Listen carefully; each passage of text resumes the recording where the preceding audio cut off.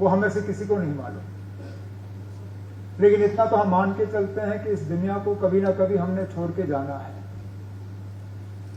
ये हाउस होगा, यहाँ पे मेंबर होंगे, हुकूमत होगी, ऑपोजिशन होगा, इसी तरह हमें भी याद किया जाएगा।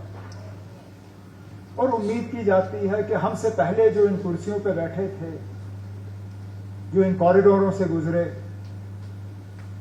जिन्होंने जम्मू कश्मीर के लिए कुछ करने की कोशिश की, उनसे हम कुछ सीखें।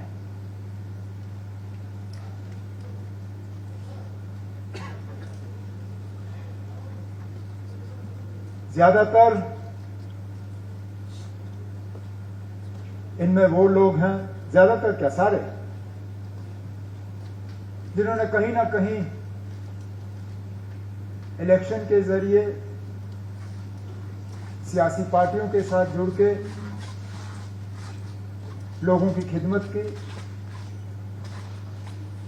सबसे ज्यादा तो सत्यपाल मलिक साहब मुख्तलिफ पार्टियों में रह के वो एमएलए भी रहे, एमपी रहे तो दोनों हाउस में, लोकसभा में भी, राज्यसभा में।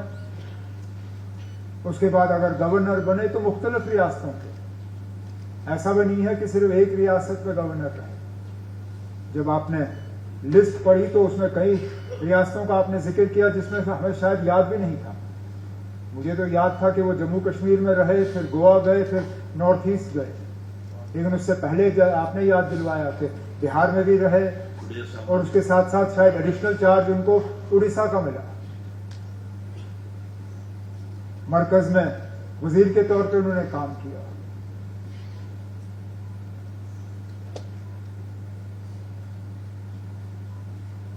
सब जो है कहीं ना कहीं हिस्ट्री की जब किताब लिखी जाएगी तो हर किसी का उसमें छोटा बड़ा पैराग्राफ होगा, उसमें मलिक साहब का भी होगा।